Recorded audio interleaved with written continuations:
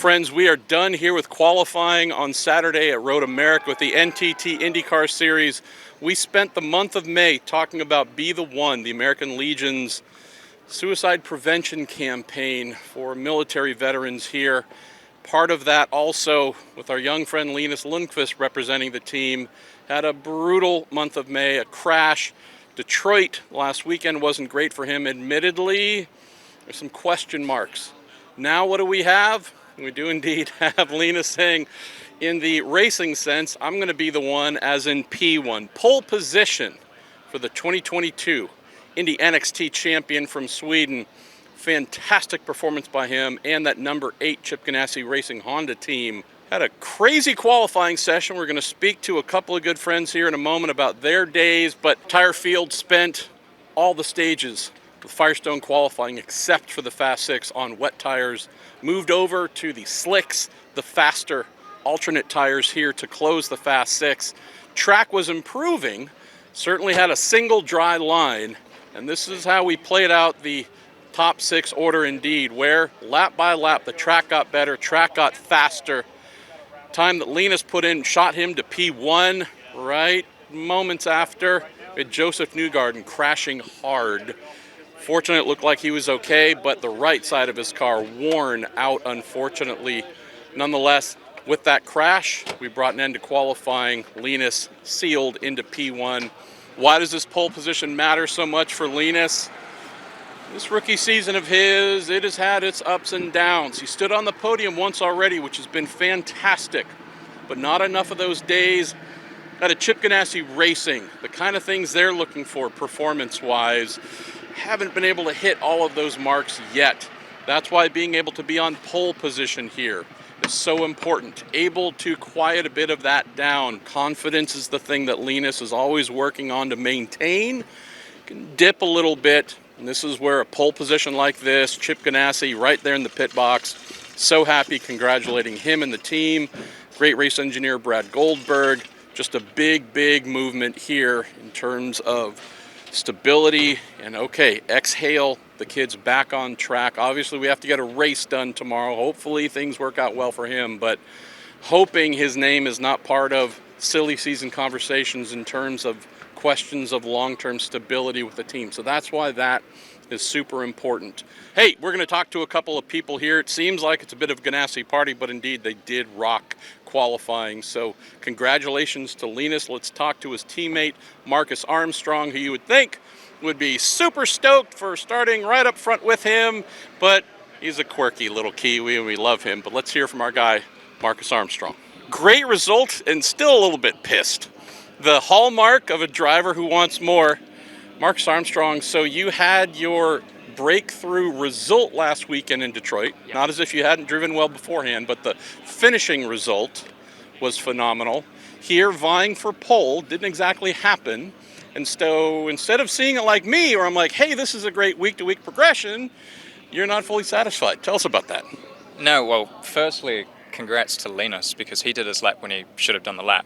I didn't. So, you know, that's what my old friend Callum Ilott used to say, is like, everyone says, oh, there was a red flag, I couldn't do my lap, but ultimately it's the guy that did his lap before it that deserves the pole anyway. So Linus did a really good job. I mean, the number 11 Ridgeline Honda crew did an amazing job as well, because, I mean, in wet conditions, the car was on rails. Like, I don't think I felt like I was driving a Red Bull F1 car for a second there, you know, because it was just not moving. So heaps of grip, and slicks were a bit sketchy initially, but we were on a good lap at that when the red came out. I think we were like 0.3 up after 2 corners, and obviously the track was just progressing, so everyone would have improved. But also massive shunt for Joseph, so I hope he's all good. Let's close on this. So the old farts, Dixon, Pelot, they're kind of past their sell-by date. We can say that now. Kidding aside, a great day for the Ganassi, quote, youngsters. Granted, you're a bit old too, but topic for another day. But between yourself, Kyffin having his best ever qualifying, Linus obviously, it's great to see the full strength of Ganassi demonstrated here. You're a big part of that too. Yes, I mean, the way that Chip manages the team from the top down is phenomenal. Everyone is incredibly valued here, and as well, it's obvious with the results. So I don't need to go on about that, everyone knows it, but I feel like tomorrow's going to be an interesting day. I think we're starting P3, I don't know if Colton got his lap back or not, but you know, it's a pace race here, so it doesn't matter how you do strategy unless we demonstrated last year how not to do the strategy, but generally it's kind of like, it's a pace race. How fast your car is, how fast you are, that's your result in the end. So we've got to focus overnight and just find some pace and be the quickest package on track. And the Ganassi party's not done. We're going to talk with one of the most impressive performers of qualifying, that being Kyffin Simpson, starting 12th for Ganassi, a kid who, again, came into the season with nobody talking about him, questioning if he even belongs. And indeed, he is getting close to leading Rookie of the Year standings so far. Starting 12th, best ever for him. Let's hear from our guy from the Cayman Islands. Hey, Kyffin Simpson. Hello, Marshall Pruett. You're good at driving race cars, as I do my evidence best. of your best ever qualifying in IndyCar, 12th, and not just in normal conditions, but crazy rain, drying, the hardest conditions, you succeed. Tell me about that. You have to be proud. Yeah, it was tough, but I mean, I love this track, and I always seem to do well here, and just, I don't know, it's something about this place. It's just awesome. And yeah, so we all felt really strong going into qualifying in the wet, and I think the Chip Ganassi crew did a great job putting together some great wet cars for us, and yeah, it was great to be able to drive it in these tricky conditions, but figuring it out. Tell me about that, because each lap, each corner, you're having to feel your way through, whether it's the rain increasing or decreasing, grip changes. Tell me about the feel. It seems like the car's talking to you the way you'd hope. Yeah, absolutely. I mean, this is also, well, Detroit aside, this is my first time on the wet tires. So figuring out how these Firestones work in the wet, and seeing where they're good, where they're maybe not the same as other wet tires, and just feeling those out as well. And also feeling how they wear, because that's something that caught us out just now. They just kind of fell off a cliff a bit at the end with the track drying up. But yeah, and probably should have come in for another set of tires, but it is what it is, and we'll move on to the next one. So let's close on this, Kyffin. So after tomorrow's race is over, bratwurst, beer, hang out, chill, relax, and no. You got to get on a plane. Well, forget all that. You got work to do. Tomorrow is just the first race and a long week ahead. Tell us about heading to France for Le Mans. Yeah, I can't wait. Racing Le Mans and winning Le Mans is a huge goal of mine, and to be able to race it for the first time this year is just incredible. And I'll be racing it with Nielsen, and Fabio and David are out there right now testing. Well, I don't think they're testing today. I think they're first on track tomorrow, but getting ready for the busy week ahead, and I'll meet them out there Tuesday, I think, Monday, Tuesday, and we'll get right into it. Somewhat on the flip side of the happy qualifying story, have our guy Felix Rosenqvist, Meyer-Shank Racing. They have been stars in qualifying for most of the season. Didn't exactly go their way. Let's hear from our guy Fro. Fro, qualifying has been a really big strong point for Meyer-Shank Racing this year. Today, crazy in the rain. We don't have a lot of rain qualifying sessions. Last weekend, not everything you wanted. Tell me about what just happened, because it seems like a lot of folks are coming out confused. I mean, I think honestly the qualifying was pretty calm. We had one red, so I was actually expecting more chaos for the conditions we had. But I mean, the track is pretty nice. Like, it's not super wet. There's no standing water. It's just wet in general.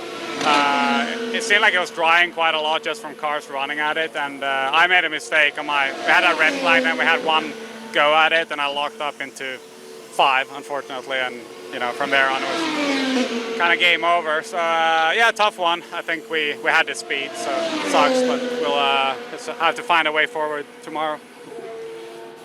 Tell me about this chance where, again, rain setups and qualifying on a road course, not exactly something where every team has exactly what they want to go to, that magic setup. It's a little bit of guessing, a little bit of trying, not the normal routine for qualifying. No, as you say, like, we don't run a lot in the wet, so it's not really like we have a wet setup that we're comfortable to run with. So we pretty much run with whatever we have in the dry, with minor tweaks on it, like downforce and stuff. So yeah, you know, some cars are mega, some are. I think ours were quite good, to be honest. It was probably like a top 10, top 8 car, but just gotta string together a lap here at Road America. I think Felix just told us they're going to protest all the cars in front of them because they had a better car than they were able to show. But just some more work to do tomorrow. Not the worst thing in the world. And we're going to close with young, incredible, mercurial Nolan Siegel. Not just thrown into the deep end, jumped into it willingly.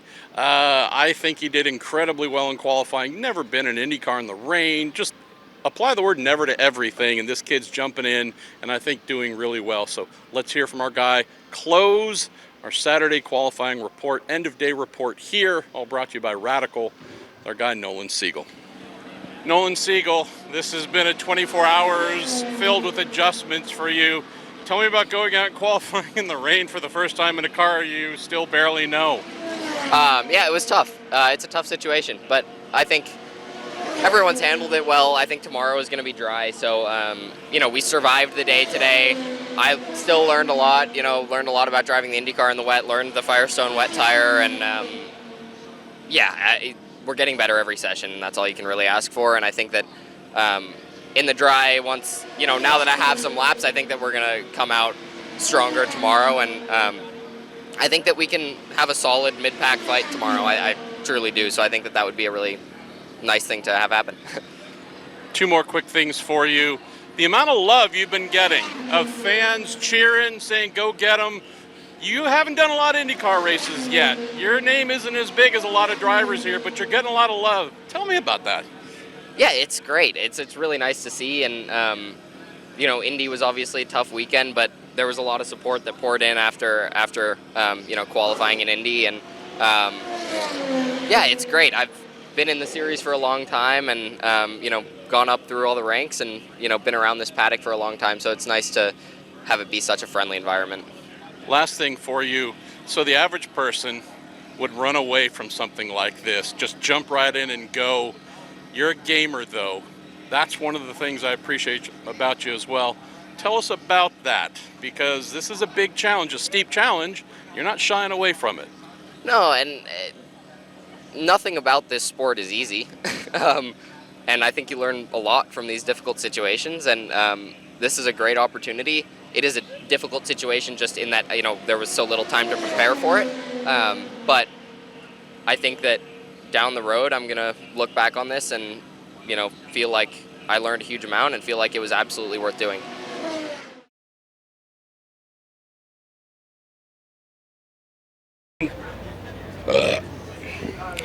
You keep the burp in, please, preferably. We're going to talk with a couple of drivers here. Why don't we kick off with... I'm just killing you. I'm just killing you in the edits. Dude, I have murdered you. Dude, it's okay. I'm so We're gonna throw sorry. 'em in. I'm so sorry. It's okay. I've been away the whole time. I'm just gonna put this in there. Okay. I'm hot garbage. In case you didn't, you knew that. You're watching this, you accept the fact that I'm total trash. But yeah, pray for our editor, Nick Leo, aka Man Beard. This is going to take 97 different clips to get done. Yes. Okay. Seen better days, but the main takeaway here. Hold on just a second. Let's move. Hi, brother. I can tell you that this pole position for him, a very... I need that tugger down there now. You'll figure a way to cut this in, I guess, or something.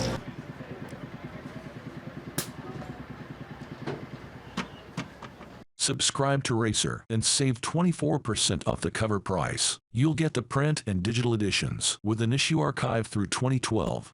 Visit info.racer.com to learn more.